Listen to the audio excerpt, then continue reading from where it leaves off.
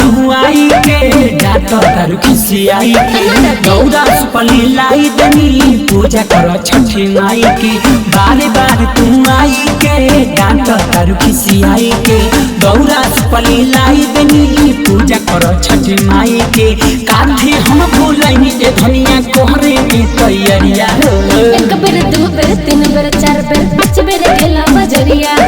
नारियल निमुआ मुखिया ना लैला लैला ना पियरी सड़िया साफा कोनो करम के आदमी ना हो तू बड़ त्योहार के दिन काका बोलेलु हो काका बोलेलु हो काका म्यूजिक बाय अनु कुशवाहा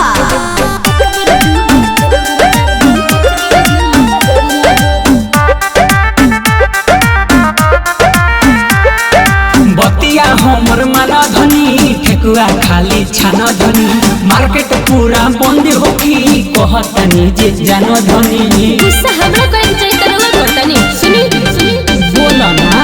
ऐसे ना बोलल जाला जे छोटी माई खसिया जाली बिना फल फूल के औरत ना दियाला जी हो गई बाके रात काले जाई बोले के 2000 एक बेर दो बेर तीन बेर चार बेर पांच बेर गेला बजरिया सेवा सरी फाकेला ना लैला लैला ना कोसी दियरिया बोला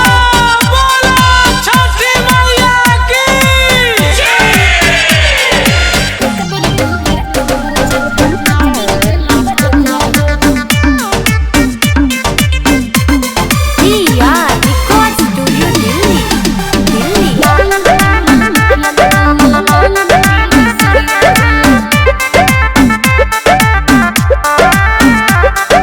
जानतानी हो भूल भइल बतिया तोहर कबूल भइल सब सामान ले आ दे हो बेतिया बजरिया खुल गइल ए गबर मत बोली सुनी सोना ससिलाल पिया जामती हर चाहे ढाका हो देवरा संग शराबी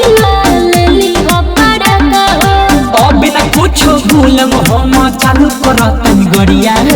एक बेर दो बेर तीन बेर चार बेर पांच बेर गेला बजरिया